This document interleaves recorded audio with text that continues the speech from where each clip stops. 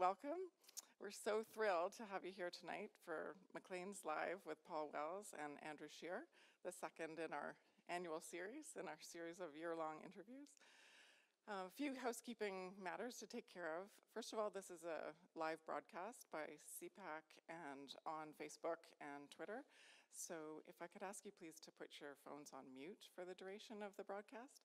And also, you're more than welcome to come and go if you need to, but please do so quietly during the broadcast. If you'd like to tweet during the event, the hashtag we're using tonight is hashtag Maclean's Live. And afterwards, if you need a drink, there'll be one next door. It's a lovely cocktail party and you're all invited. We'd like to thank our sponsors tonight and our partners. Obviously the NAC for this incredible space, which they've graciously given us. CPAC, our broadcast partner, who's done an amazing job with putting together a broadcast of a live event. And importantly, the Canadian Bankers Association. Neil Parmenter, the president and CEO, is here tonight.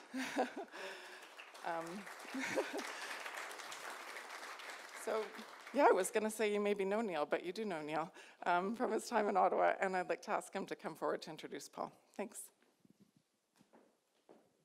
Well, thanks very much. On behalf of the Canadian Bankers Association and the 64 member banks we represent, we're really excited about this series. This is the second event, as you know, and I think what's special about it is the fact that it's so small and so intimate. And it's not often we get a forum like this where you get to hear directly from political leaders about their vision for Canada and what's next. I think we're very fortunate in Canada to have young, engaged, energetic and excited leaders of our political parties. And we think forums like this one are an important way to advance the dialogue. I think we can all think of other countries and other jurisdictions where we don't have as healthy a political dialogue as we have in Canada, so we're quite fortunate. I had a great conversation with Andrew downstairs and Paul. They're both looking forward to tonight's conversation. I trust you are as well. And with that, please enjoy.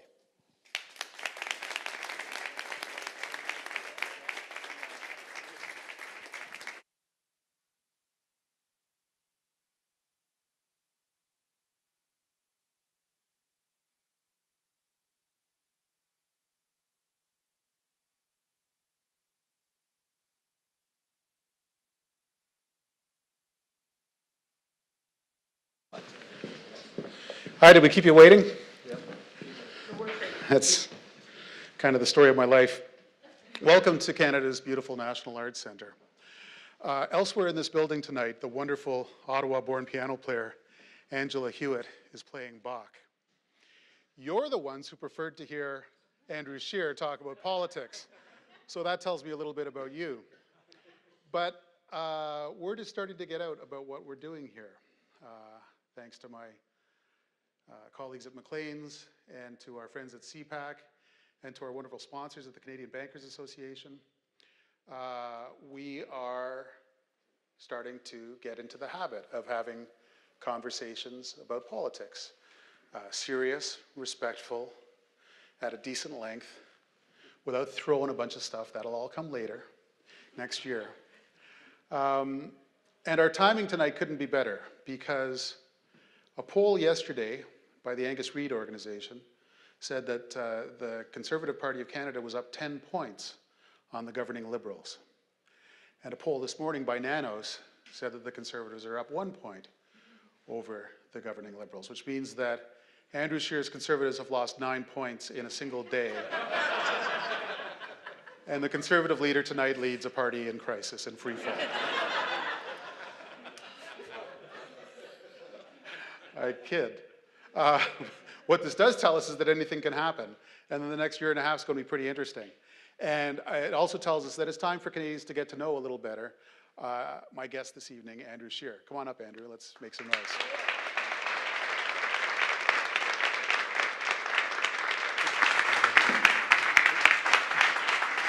Thanks, man.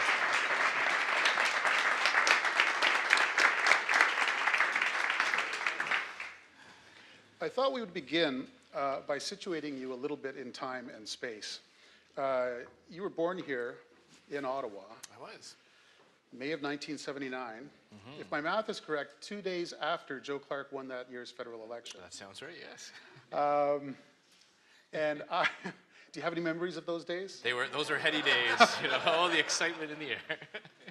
And I met you not very many years later, probably about 6 years ago, when you were the Speaker of the House of Commons. And Maclean's has an annual event called the Parliamentarian of the Year Awards. And as we begin to celebrate the best that Parliament has to offer, there's always a lunch in the Speaker's chambers. And I would always find myself, as if by magic, seated to the right of the Speaker at those lunches. And you would grill me for an hour between courses about what was going on in politics. What do you think the Prime Minister's doing? Do you think it's going to work? What do you think of this new opposition leader? Because in those days, there was a new opposition leader every couple of years. And, and I thought, this guy is really very political. And I've wondered ever since then, why on earth did you want to be Speaker? Well, I remember that conversation, actually, and I found it fascinating. I enjoyed being Speaker a tremendous amount, and when I was first elected in 2004, I quickly saw that every party needed to have some people on their team that knew what the rules were, that you could really help your team if you knew how to slow things down that you were opposed to and speed things up that you wanted to see passed quicker. And so I started to learn about the rules and try to be that person on the Conservative team. And through that, I quickly developed an appreciation for the role of the Speaker in that, and got to know Peter Milliken very well, was appointed as one of the Assistant Deputy Speakers, and then went on to be Deputy Speaker and ran in 2011. I really enjoy that aspect of it. I think the Speaker is a critically important part for a role for a parliamentary institution. But it was great to have a chance to chat with someone like you to get the insight onto what was going on politically, because the Speaker lives in a world full of procedure, with clerks talking about questions of privilege and standing orders, and the Speaker doesn't go to caucus anymore. So to have the ability to kind of, you know, get my fill a little bit about what was going on in the current atmosphere was a great opportunity, and that's probably what you're sensing a little bit there, was that you know, that always underlining interest in what was going on in the public policy side of things. There must have been so many days when it was a little bit like being the designated driver on pub night. They're all having a lot of fun. And I sometimes in the late evenings, probably literally, but. Although I'm given to understand there's some pretty good bottles in the Speaker's chamber. There, what? I can neither confirm or deny. Did you ever have the feeling like you had put your political career on just an indefinite hold, and it was going to be hard to find the on-ramp back into politics? Yeah, you know, I honestly never really thought of it that way. When the opportunity to run for Speaker in 2011 came up, I felt I'd really grown into the role as Deputy Speaker. As I mentioned, I worked with Peter Milliken for a number of years and got to know what was involved in being Speaker. And I just thought it'd be a wonderful thing. I always thought that, you know, it was appropriate for the House to have several options as to who they wanted to be the Speaker at the time. So I let my name stand, put my name forward, and the House at the time voted for me. So I just looked at it as that kind of snapshot in time, the role for me at that time. It is rare, and to your point, I knew a little bit that being the youngest Speaker in Canadian history would break a few conventions, in that usually the speakership was the last thing someone did in the House of Commons, and I wasn't sure that I wanted that to happen to me. So in 2015, when we lost the election, Rona Ambrose, our interim leader, you know, once it was clear I wouldn't run for Speaker again, the Liberals would have a Speaker, she said, well, look, why don't you be the opposition House Leader? There's a lot of overlap, there's a lot of parallel, there's a procedural side of things for the House Leader role, and I just jumped at the chance. I thought, okay, great, I kind of closed that chapter on what I had done on the Hill, and now start a new one. You raised a lot of eyebrows when you were the House Leader, because House Leader is an intensely partisan gig, and you had just spent several years not being partisan. Did you feel shy about it? Did you feel unleashed and free? What was that transition like? Yeah, 4 years of pent-up partisanship. You know, probably my first question period probably sounded strange to my own ears, because for more than 4 years, because as Deputy Speaker I had to be nonpartisan as well. So for 6+ years, I would never have said anything critical about another party or complimentary about my own party.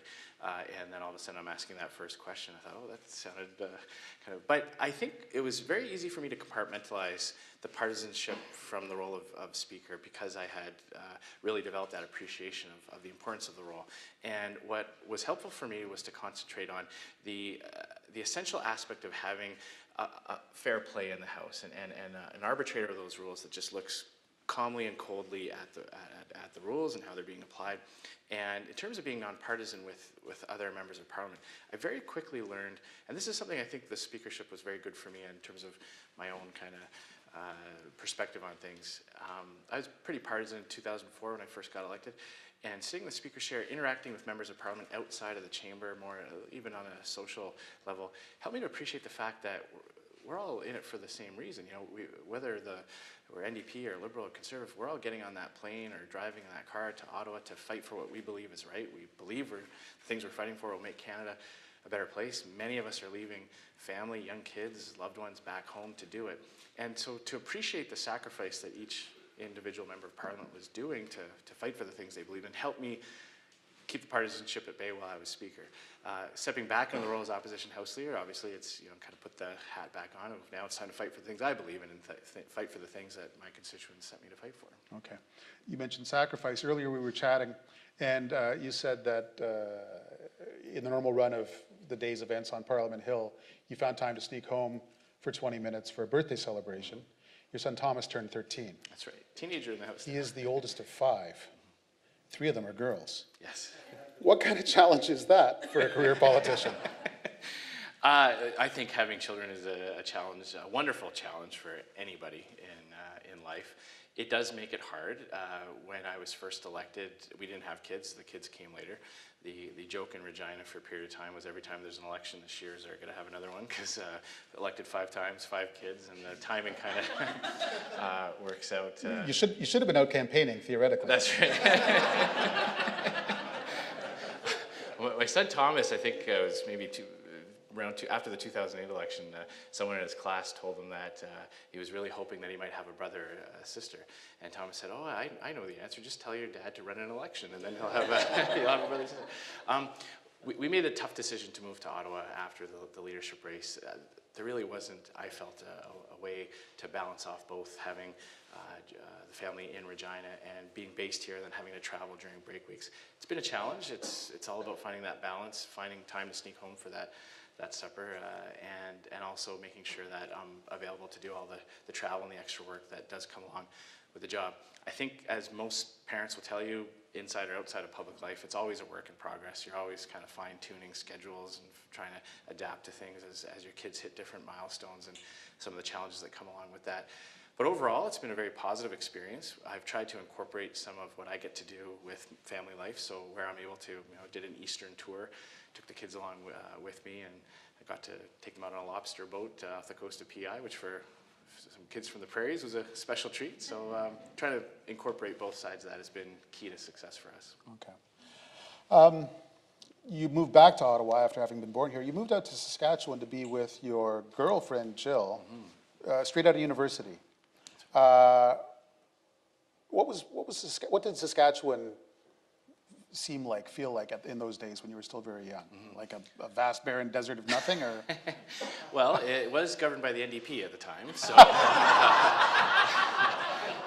sometimes no, it was wonderful. I quickly fell in love with the province. But I will say, when I moved to Saskatchewan, at the time, it was very easy to find a U-Haul to go to Regina because many young people were leaving the province back in 2003. And that was a big topic of the debate in the 2003 election and again in 2007, the fact that many young people had to leave the province. And after the Sask Party won in 2007, that trend started to reverse. We had a lot more investment and growth, and now people are moving back. I've met tons of people in my riding who moved away to get jobs in Alberta, British Columbia, and then came back and are great to be back in Saskatchewan. Saskatchewan is a wonderful province full of wonderful people. It is a very tight-knit community, and I literally fell in love with the people soon after moving there. The type of things where your neighbors will come and stop by. When we moved into our street, people from around the block came over to introduce themselves, and even to this day when we're here, we'll get phone calls from neighbors saying, "Hey, you're when you left to go to the airport, you left the garage door open, or do you want us to roll your garbage in, or you forgot it was recycling day, and it's just really that sense of community. So I'm very happy to be in Saskatchewan. Okay. I've noticed something, or I believe I've noticed something in your communications material over the last really few weeks, which is when you go somewhere, when you flew to England recently, when you announce a policy, there's a little phrase, when I'm Prime Minister. This is the sort of thing that we're going to be doing when I'm Prime Minister. And it reminds me of conscious decisions that previous opposition leaders have made. Sometimes they were prophetic, sometimes they were pathetic. But part of your job is to get Canadians who have a Prime Minister now used to the idea that there could be a different one.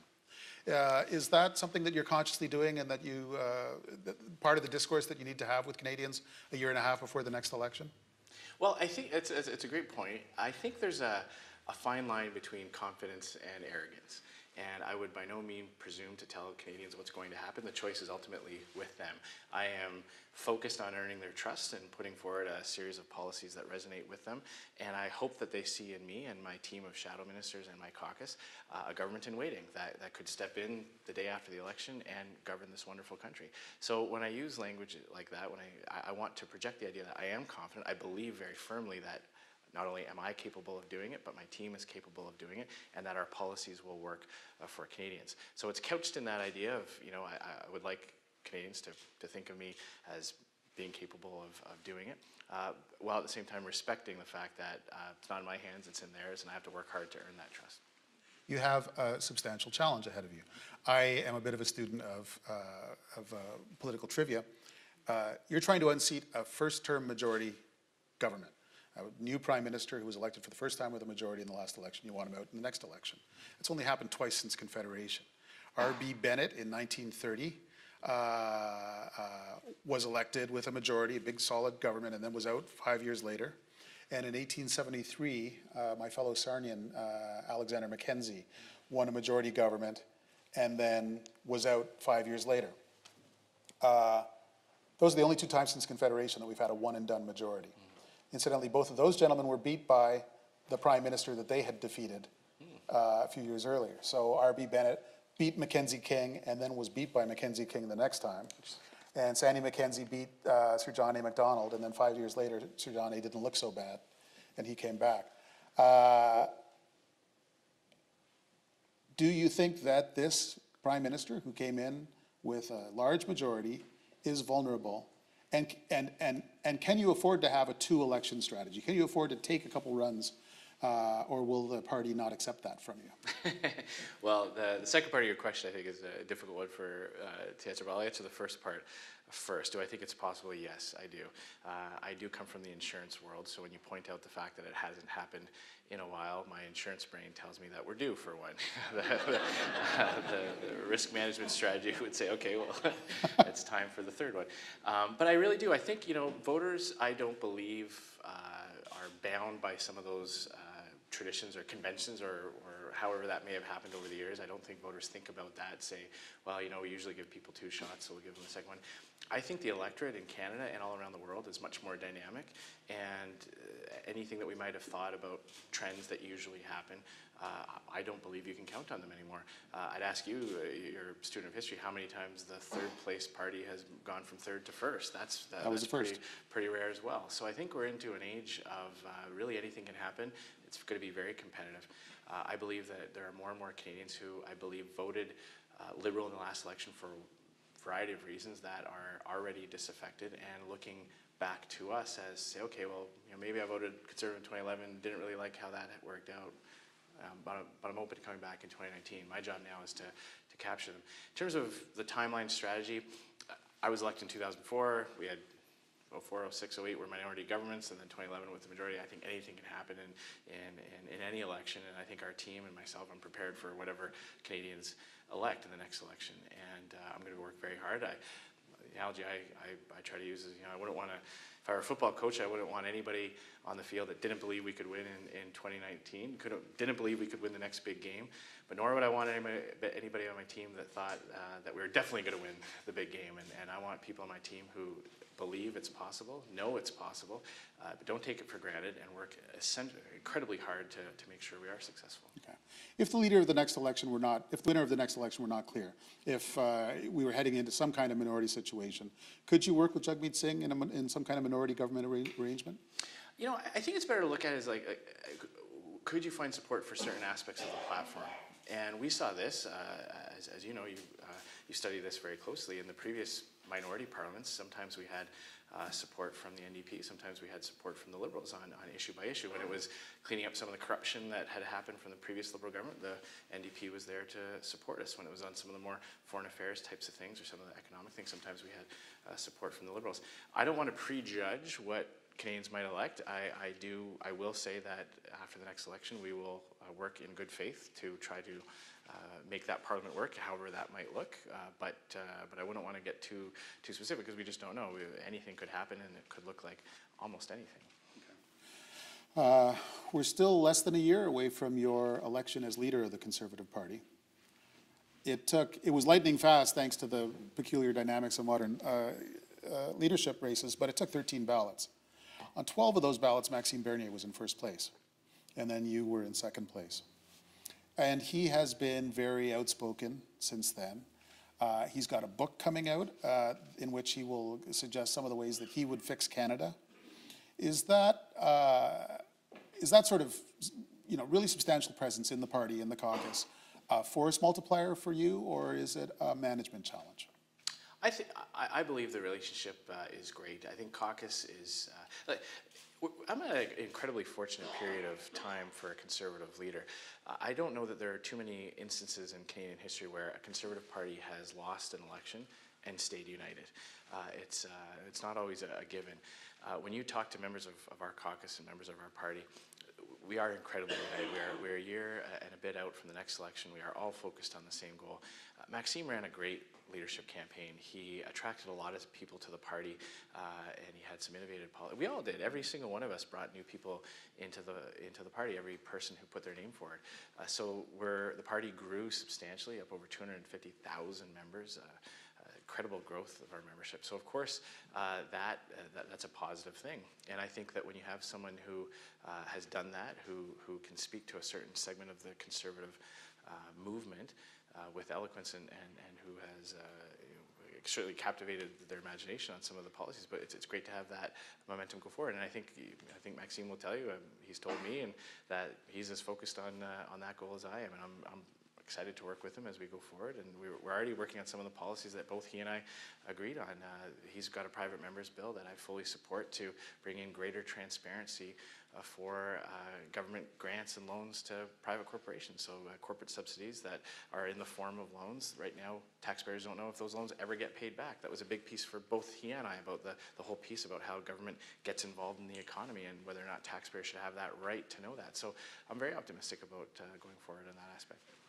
This private members bill is occasioned by a lot of the commentary around repeated loans to Bombardier without any, and other corporations, but without any sense of whether we ever get those loans paid back. Is that right? Yeah, it's the whole piece of grants and contributions that are under the category of repayable loans. And right now, there's no real mechanism to ensure that the public is kept up to date as to whether or not those loans are being paid back.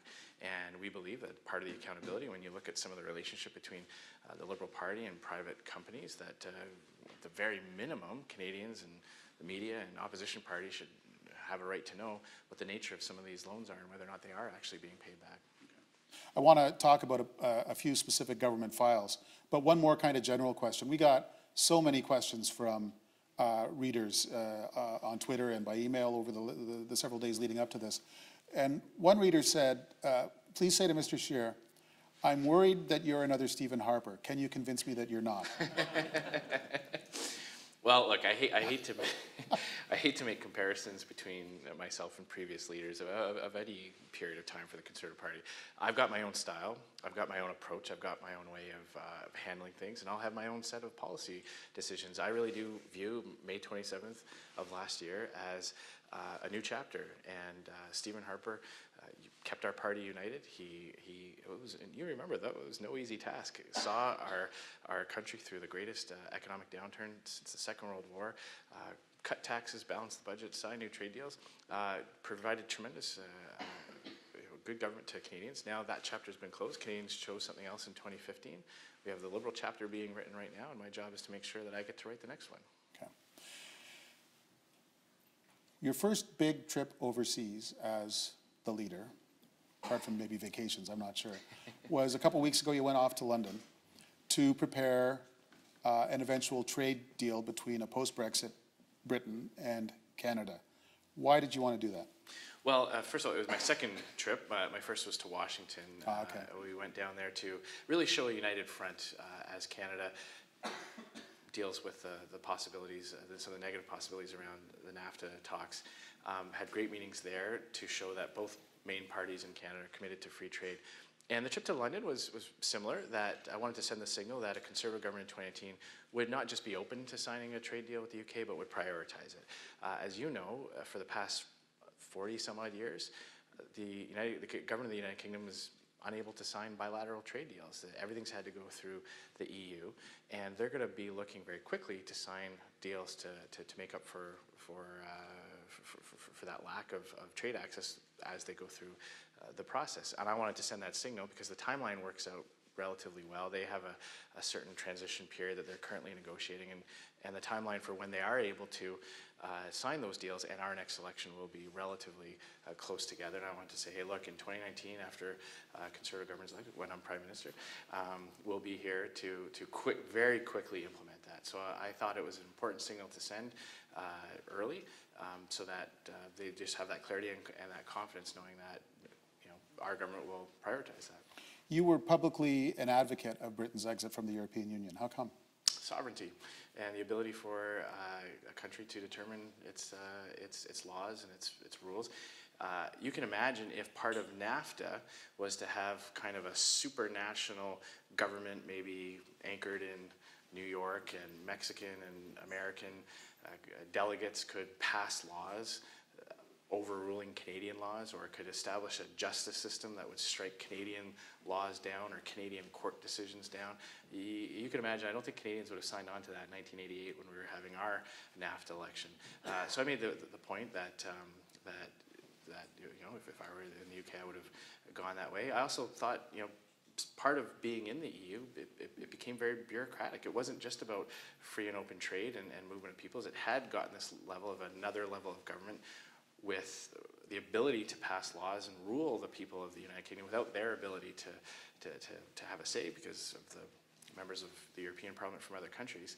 And also their ability to sign trade deals with other countries that they have so much in common with. We could not sign a free trade deal with the UK until every single other country in that union agreed. So, we had to make sure that the Italians, the French, the Romanians, the Czech, they were all okay with us trading with a country with the same head of state, with the same legal system, with the same parliamentary system. So that to me was a good reason for the UK to leave. What would be in a Canada-UK trade deal that isn't in CETA? Well, that's a good question, and that's one of the reasons why I want to go over there and talk about that, to see, would it be an automatic transition?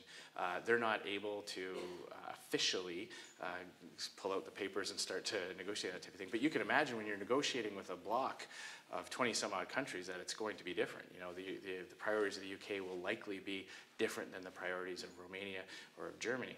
So whether it's some of the European countries may have been more focused on procurement than UK. Maybe defense issues would be more of a thing. IP. Some of these things are fast moving, and the change in technology has shifted the focus. So those are some of the broad discussions that I had with people over there. Okay. I admit to remaining a skeptic. Right now, and for as long as it wants to stay in a common market with 500 million neighbors, Britain has to keep adapting all the policies of the European Union. As soon as it decides to reject some of those policies, it comes crashing out of that common market, and it hopes that it can pick up another point or two of trade with Canada across the ocean. Are you more optimistic than I am? You almost have to be. Well, you know, if I were a British member of Parliament, I would be, you know, more up to speed on this type of thing, and I don't want to pretend to know or to tell the people of the UK what they should be doing. But I would point out that it's not just going to be Canada. It's going to be, well, depending on the U.S. administration, there's potential there. There's potential for the TPP. There's been talk about the UK joining that as well. There's all kinds of opportunities in Latin America. And as well, this notion that somehow they would lose access to the European market. They are an incredibly important trading partner to the EU. And the idea that suddenly the EU would allow their biggest customer on many different sectors of the economy to suddenly stop trading with them, that's preposterous. And nobody, I think, believes that that's a serious possibility that they would suddenly revert to completely closed access.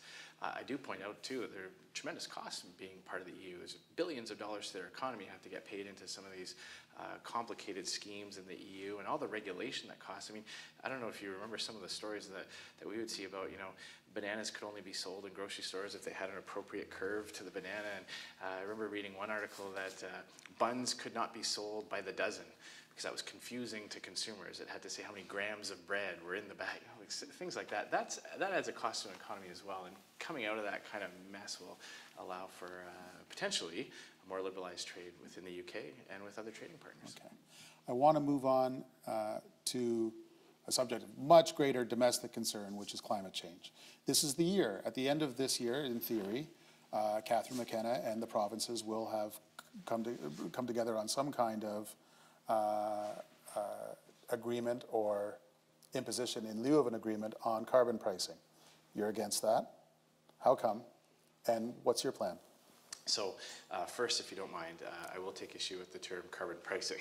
I got a hunch what your term is. well, let's talk about that. When the market sets a cost to something based on supply and demand and the freedom to buy that item, that's a price. There's a price on apples. I don't have to buy it, and depending on what the crop year is like in certain areas, that price goes up and down. That's a price. When the government sets it, enforces its collection, and takes it into its coffers, that's a tax. And all the liberal spin machine in the world doesn't change that. Canadians didn't vote for a carbon tax. Justin Trudeau campaign promised that he wouldn't bring in a carbon tax. So Canadians, I believe, it's safe for me to say, that Canadians did not give this government a mandate for a carbon tax. I haven't seen any evidence that it will actually reduce emissions. Our largest trading partners around the world are abandoning or refusing to go down the road of a carbon tax. The United States is not imposing a carbon tax on its economy, on its citizens, on its people. Australia repealed their carbon tax. The Socialist Party in France abandoned their plans for a carbon tax. So we are not going to impose a carbon tax on the Canadian people. I've made the commitment that our first piece of legislation in 2019, when I'm Prime Minister, will be an act to repeal the Carbon Tax Act. And then we're going to, but in advance of that, I do acknowledge the second part of your question, what's your plan? And I am cognizant of the fact that we have to have something credible to say on the environment. And you'll apologize if I'm not going to announce that today. Our shadow cabinet, our shadow ministers are working on our alternative. We're looking at some other models around the world and here in Canada that have been effective, concentrating more on the incentivizing people rather than punishing people. That's going to be the tack we're going to take, and I'm confident that it'll be fully costed, and it'll have a real impact, a meaningful impact, and won't just become another revenue stream for the government. Okay. I don't want you to give away trade secrets, but where are you in the platform development process, the election?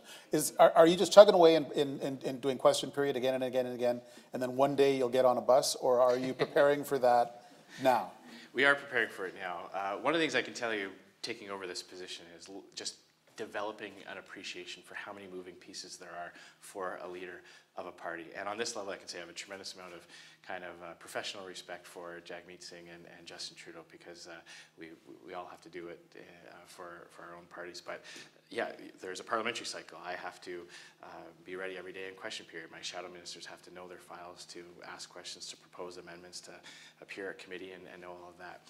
Then there's the entire party infrastructure side, making sure that our EDAs have everything they need. They have resources, they have funds, they have material, candidate recruitment, and policy development is a big part of that. So we have already started.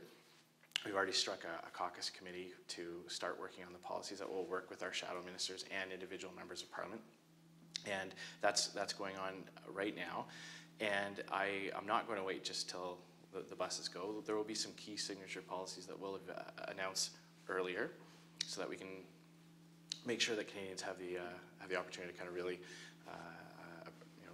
understand and we have the time to promote it. We've already started. As you mentioned, I talked about prioritizing free trade with the UK, my own private member's bill, which would make maternity and parental leave tax-free for new parents. Maxime Bernier's bill, we've highlighted, will be a platform commitment. And Pierre Poilievre's bill, which looks to make sure the federal government is working with the provinces to ensure that people with disabilities are able to enter the workforce without having all their benefits clawed back. Because that's something that really does sometimes prevent people from working who are able to work and want to work, who have disabilities, because they get their benefits clawed back at such a rate that they end up, it doesn't pay to work. So those are some of the compassionate policies that Conservatives will be putting that we've already put out, but on some of the key ones like environment, like major taxation policies, we're going to take the time to make sure we get it right, and that we'll be announcing it as we get closer to the next election. Okay. I'm sure that you'll have a lot to say about pipelines and energy exports. The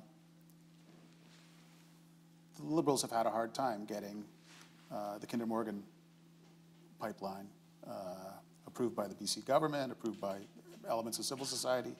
And whenever you ask about that, they say, yeah, well, nah, you didn't have any luck either when you were in government. How can Canada reconcile its vocation as an energy exporting country with its obligations to keep carbon emissions under control? And how would you do better, not only than the Trudeau government, but than the Harper government on that front? Well, I do point out that the previous Conservative government had success on this file. We had 4 major pipelines built, hundreds of thousands of kilometers of new or replaced lines, increasing our capacity to get projects to market. We had approved some of the projects that the Liberals then canceled. And let's never forget, on Northern Gateway, that was a political decision. That wasn't the courts, that wasn't protesters along the route. That was a political decision. A project that had gone through the arm's length independent process, granted the green light, that would have opened up deep water access to Asian markets, would have got us off our reliance on one customer. We take a massive discount on our energy right now because we basically sell to one customer. We take a haircut. Canadians are getting a bad deal because of that. All of us lose when we don't get what we could be getting on the world market because we're just selling to one spot. So we've seen under this Liberal government a combination of things. One, a political decision on Northern Gateway just to ignore the advice of an independent third party, regulatory body. The second one was Energy East. Energy East had an unprecedented hurdle to get over. And that was for the first time in Canadian history, and when these approvals were going through, the proponents of that project would have to count for upstream and downstream emissions. Unprecedented. We were imposing that on Canadian workers, on a Canadian company moving Canadian energy to Canadian markets. That requirement is not being put on foreign oil coming in by the tanker load from countries like Saudi Arabia, Algeria, and even the United States. So it's completely backwards. That was a decision by the Liberal government to put those hurdles on there. Now we see with Kinder Morgan the inability to get it done and push it through. I believe part of the problem is the fact that Justin Trudeau is really emboldened. People are opposed to it. You know, he said, you know, these things will only get built if we have social license, if communities grant permission. Well, that's emboldened a lot of people to protest against them and block that and break the law in many situations to do that. We've got a carbon tax in British Columbia. The people of Alberta have a carbon tax thanks to the NDP there. There's no social license that comes with it. So you get the worst of both worlds, carbon taxation and the inability to get through. We'll do much better. We'll have more to say to that as we develop our policies, but it will be making sure that the federal government stands up for things that are in the national interest and sees these things through. Jason Kenney, the UCP leader in Alberta, wants the federal government to use the declaratory power of the Constitution, which is some pretty old school constitutional law, to announce to the world essentially and to the courts that this is a federal project and that the provinces don't have any business trying to slow it down. Is that an appropriate role for the federal government to use that declaratory power? I think he's highlighting an important aspect of what the framers of the Constitution were thinking of, and that was to ensure that things that are in the vital national interests are not blocked because of regional issues or because of a particular political party in power at the provincial level. These types of projects benefit all Canadians. There will be manufacturing jobs in Ontario. The revenues that are generated from it will help pay for healthcare in Atlantic Canada. Everybody wins in Canada when these projects are approved and go through. So yeah, the framers of the Constitution were thinking in terms of things like this, whether it was railways back in 1867 or pipelines today, that when they're in the national interest, they should not be able to be blocked by individual provincial governments. I haven't seen Justin Trudeau propose any idea other than just giving a stern lecture to the Premier of BC. I'm not convinced he actually wants it built. I think he's happy to let the Premier of British Columbia do the dirty work for him and delay it to the point where the proponents just say, okay, well, we can't get this one built either. Because that's what he did with Energy East. He didn't actually kill Energy East. He just made it impossible for it to go forward. Okay. Yesterday in the House of Commons, Conservative MPs voted against the Canada Summer Jobs Program and its requirement that companies, agencies, groups that wanted Canada Summer Jobs Grant money sign an attestation asserting that they were not going to do anything that would go against choice on reproductive rights, on abortion. Why is that still something that has the House of Commons seized of its significance even this week? Yeah. And why did your MPs vote that way? Well, if I can clarify it a little bit, we voted for the freedom of conscience and freedom of opinion that all Canadians have under the Charter. We voted in favor of our Charter rights. What the Liberals have done here is not gone after advocacy or groups that use their summer jobs funding to advocate for a particular point of view on some of these social issues. That's not what they did. They forced every single applicant to attest to holding the same values as Justin Trudeau has on some of these issues. So, it could be an individual, it could be someone not even affiliated with a faith group who just, looking for an admin assistant at their store. It could be an RM, a rural municipality or a small town who's looking for a lifeguard at the local pool. It could be groups that help refugees run camps for kids. Have nothing to do with advocacy, have nothing to do with trying to affect change on these issues. They now have to sign an attestation. Granting, what the Liberals have done here is allowed the government to peer into the minds of Canadians to see what goes on up there, what their views are, what their personal opinion is. That's not right. Every country in history that have gone down dark paths where governments take on too much control and really intervene and take away those freedoms often start with an attack on the freedom to disagree, the freedom to hold different points of view. That's why Conservatives voted this way. We voted to uphold the charter rights of Canadians who have no obligation to tell the government what their personal views are on issues. The government can set the criteria as to what types of activities will be eligible for funding, but they don't have a right to peer inside the minds of Canadians. The state may, I think we can all agree in 2018 that the state has no place in the bedrooms of the nations. Well, I believe the state has no place in the conscience of the nations either. Okay. At the next election, Liberals are going to say, we stood up for reproductive choice, the Conservatives stood against it, and that was only the beginning. Wait till you see the next thing they do. I think they'd like Canadians to believe that. That's obviously the tack they're going on. When you look at their ridiculous answers in the House of Commons, that's exactly what they try to do. They try to spin this into an area where it has never been about. This is about protecting the freedom of Canadians to offer services on a wide range of issues, helping refugees, camps for kids, feeding the poor and the homeless. They shouldn't have to be forced to sign this type of thing. And as I say, it goes directly against the Charter. When I'm Prime Minister, I'm going to bring that Charter into the foyer of the House of Commons and say, look, this is what it says. This is what it means. We have these freedoms. And we cannot let the government take that away or erode that. My message to Canadians going into 2019 will be, this is what the government tried to do in this term. Imagine what they'll do going forward. What rights will they erode going forward if we give Justin Trudeau the power to legislate on what our personal beliefs may be? Okay. I have several questions in my pocket given to me by my excellent colleague as I walked in that come from readers on the internet and the Twitter and all of that fancy stuff. The Twitter, as the Twitter. I'm told it's popular. The number one question that came from an awful lot of people when we invited them to say, what would you ask Andrew Scheer, was, why is he working with people who were associated with Rebel Media and Ezra Levant? Your campaign director, Hamish Marshall, was a director of the corporation until he became your campaign director. Stephen Taylor is working on social media with you, was also associated with Rebel Media. To what point are you taking on the baggage of Rebel Media when you work with folks like that? I think a lot of people like to try to conflate the two. I can tell you it's totally not the case.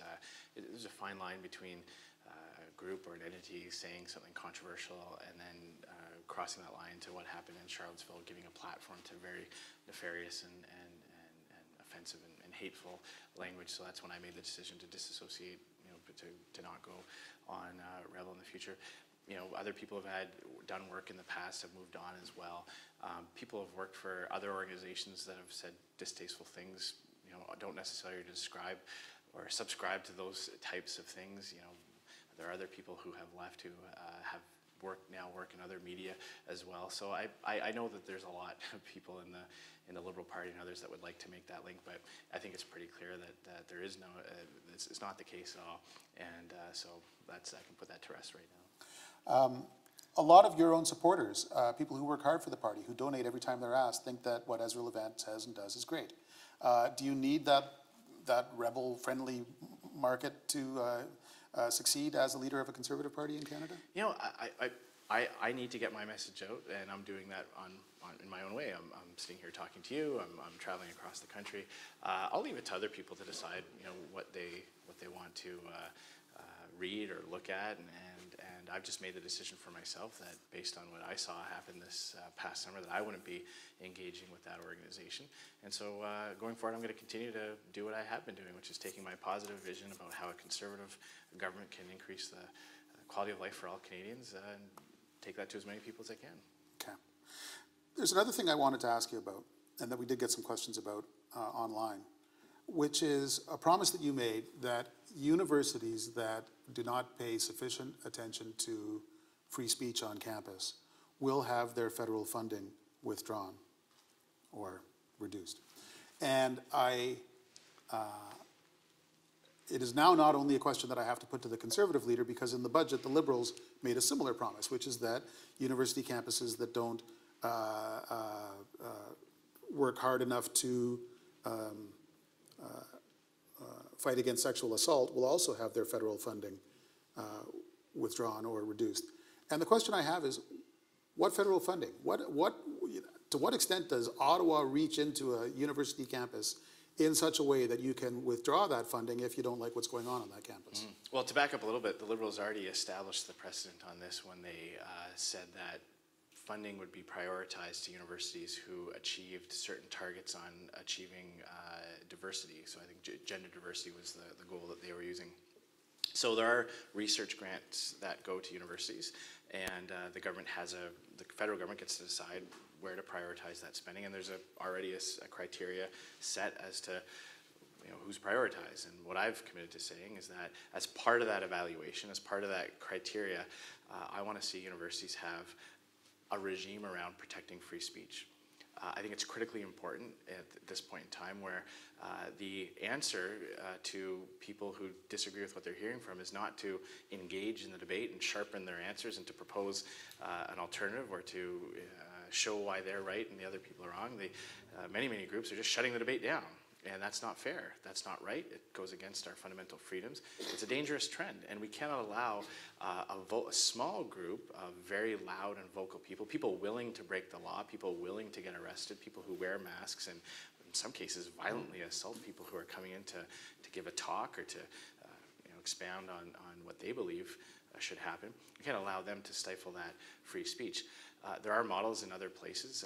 Some universities have adopted these types of regimes already, and that's what I would do. I would set that into the criteria. I've already had conversations with representatives from universities. I think the majority of university officials are dismayed at what's going on.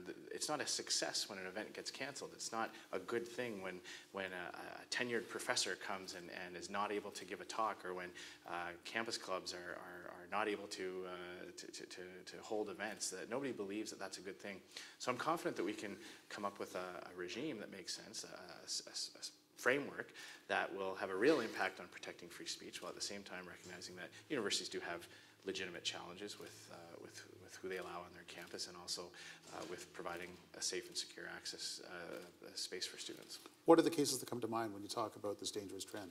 Well, the TA at Laurier University, she was basically virtually threatened with losing her job for showing two sides of debate, for showing a clip from a public broadcaster on a current topic, to be hauled before an ad hoc tribunal and threatened and harassed with her job. I don't think that's a very good trend. And I think that when I was in university, I loved the debate. I love being challenged. I love challenging my professors, and I had professors lose their cool on me, and sometimes, and I went to poli-sci at Ottawa U. We had some great knock them down, drag them out debates, not physically, not literally knock them down, drag them out. And I think that's the key. And we all would leave, head to the Royal Oak for a picture afterwards, and respect the fact that and celebrate the fact that we could do that. This country is one of the countries in the world where you can do that. You can say those things. You can profess what you believe in and respect people who disagree with you. I think there's a real appetite for young people to return to that type of thing, because young people don't like to be told what to think or what to say. They don't. I know when I was going through university, there's that sense of nobody can tell me what to do or think. I'm going to chart my own way for through the world. And I think a policy around free speech protecting that, I tell you, some of the groups that like this the most, I've received the most amount of positive feedback, have been young people. One of the questions that we got online was, how are you going to work with Donald Trump? Well, I believe that's going to be an interesting challenge for anyone who's Prime Minister after 2019. It's difficult, especially on trade. If I could speak to trade on a little bit on this, I think for the U.S. administration is not looking at trade through a philosophically consistent lens. You have free traders who say, okay, anywhere we can tear down barriers and increase market access, let's do that. And there's that consistency of thought. And where other countries aren't willing to go all the way as quickly, you make concessions, but basically where they're trying to go. From my trip to Washington, having conversations with congressmen and officials, it seems like Donald Trump views our trading relationship as a sector-by-sector trade or surplus situation. So if the U.S. has a surplus, they're winning, and if they have a deficit, they're losing. And it's not across the trading relationship as a whole. It's literally steel, agriculture, manufacturing, auto. That's not a good way to approach a trade file. It's actually very counterproductive if that's the lens you're working with, because sometimes you have deficits, you have trade deficits for a reason, and other countries specialize in producing something or making something that's actually better for your country to be able to import that cheaply. I made the point to a congressman while I was down there that Canada has a very large trade deficit on citrus fruit. And it doesn't bother us because we don't want to subsidize a greenhouse industry here to grow our own lemons and limes. It's much better to import them and give our consumers that thing. So it's going to be a challenge for whoever's Prime Minister. But I believe the key is to find those allies where we can in the U.S. administration, U.S. Congress, and outside of Washington. Find that company in Philadelphia that has 200 or 300 workers, thanks to trade with Canada, thanks to a vertically integrated supply chain, thanks to the ability to pick up the phone and order 1,000 new parts without having to worry about crossing the border and things like that. Get them to put more and more pressure. It's starting to happen. I think it's a good sign. You see some of the pushback that came out right away on steel and others. So I would certainly commit to working even harder to develop that alliance throughout the United States to keep those borders open. To win the next election, you need the vote of basically every Canadian who thinks that Donald Trump is a great president, and of millions who don't. How do you juggle that? I think it's pretty. One of the things I think is a challenge right now is that is the lens that many things are being looked at through, and I reject that. Sometimes there's a propensity in Canada to be overly focused on that and to import some of the dynamic from the United States. That's not the case. We don't have the same style. We don't have the same ability, even in our own parliament, for anybody to act as the President of the United States has been acting. So I kind of reject that comparison altogether. I'm going to be speaking to Canadians in a way that I believe is effective. I think that Conservatives in general are more successful when we have a positive message, when we have an inclusive message, when we're trying to bring more people into the tent than kind of a polarizing type of message. Ronald Reagan won every state in the union except for Minnesota, I think, and Washington, D.C. and Minnesota. Minnesota, Yes. okay, yeah. And Bradwell in Saskatchewan. Conservatives win when we have a positive message, an aspirational message about how our country's going to get better under our policies, how every Canadian's going to do better. And I'm going to do that in isolation of what's happening in other parts of the world. I'm not going to be compared to other politicians in other countries. I'm going to offer myself and my team and our policies to Canadians. This is not my favorite question, but if I don't ask it, the next reporter will. Are you telling us that the Conservative Party will not run negative ads in the next election? We will run ads that show the contrast between what we are proposing and the effects of the Liberal government. But I do believe that it's essential to keep those on issues, to keep those on the practical effects of the policies that are being proposed. And so that's where our communications with Canadians will focus on. On that point, do you ever pose for selfies? I'd be lying if I said I didn't. There are people who prefer a selfie. There are some people that sometimes when I'm doing official events, I do have a photographer, and they often offer, say, "Oh, I'll take the picture for you," and say, "No, I want a selfie." So I'm happy, in those situations to oblige. It's a little bit tough though sometimes with the height differential, because often they ask for the selfie. It's like, oh, okay, that's not going to work. One of the questions we have is, tell us about your vision for science. Well, I think it's incredibly important that we have all three levels of government, make sure that we are cultivating an economy and a society that invests and rewards and incentivizes scientific research in many different fields. I do think it's important for people to remember that government's not a very good predictor of where innovation is going to come from. There is no white paper that determined that the Kitchener-Waterloo area should be a high-tech hub and that smartphones would be the next big thing, so we're going to invest in that. That happens organically. I think the difference in approach that I would take from the Liberal government is I think sometimes, often, big government liberals think that they can predict where the economy is going to go or where society is going to go, and they think that managing the economy is like pulling levers and twisting dials and adding a little bit of innovation there and maybe some flexibility over here. And no, we need to put a climate in place that makes it easier for investments in those types of fields, that rewards those who do take those risks and makes it easier for universities to work with private companies to commercialize things. That's where our focus would go. But you look at some of the innovation that's happened to take a practical example from our own lives. In the 1970s, it took the average worker about 2 weeks' salary to earn enough money to buy a top-of-the-line television set. Today, it takes the average worker 2 days to buy a product that is infinitely better than what I was growing up with when I was the remote. That didn't happen because there was a Minister of TV Fairness. There is no Department of Innovation when it comes to telecommunications. It happens because the free market, free people making free decisions, saw a way to improve a product, get a better return, and provide something better to Canadians. And consumers win when that is allowed to happen. So my focus would be ensuring that we have the type of climate where scientific research is easier to do here, that we're attracting the best and the brightest. If I can go off on a bit of a rant here, the effect of the Liberal taxation policy, increasing taxes on individuals and private companies, has a real effect on making Canada a less attractive place to move to. And we have people graduating from universities around the world, some great institutions in Europe, in India, South America, who will look at Canada and say, okay, well, if I move there and invest here, my own personal taxation rate is such that it's going to be very difficult, and there's not as much company activity going on. There's more of a cluster here. There's more companies here where I can, have better opportunities with. That has a big impact on it too. And so the government trying to do all of this itself actually has a negative consequence on our ability to attract the best and brightest from around the world. One final question from the Ethernets. How should social media companies be regulated when it comes to Canada's democratic health? We've heard extraordinary allegations about the ways that the Trump campaign and others may have tried to subvert data that's available on Facebook. A giant of the free market, but now just an extraordinary presence in North American society. Is there a role for government in making sure that that sort of thing can't happen again? I think it's incredibly important that we start with a review of what actually happened and get to the facts. you'll understand that I am wary of giving to a government that would impose a values test on Canada Summer Jobs funding the power to regulate the internet.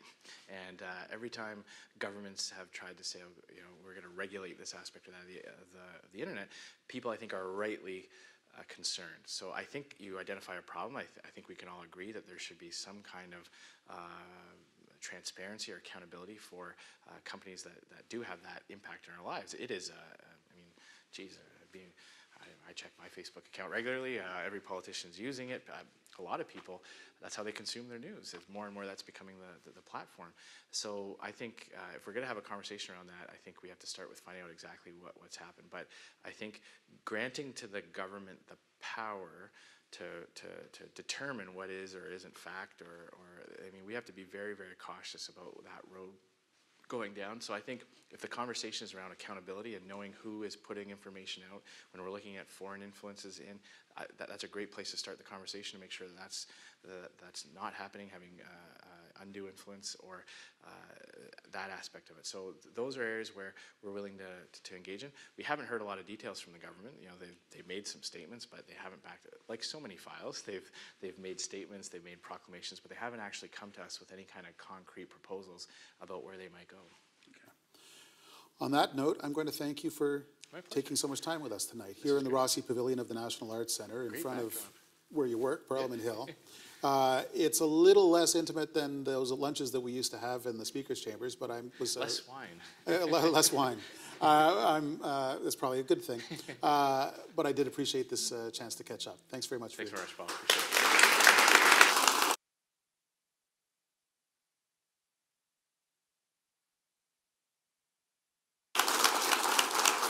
There's a reception next door. I want to thank our sponsors, the Canadian Bankers Association, our partners at CPAC and the NAC. Let's go hang out. Thanks.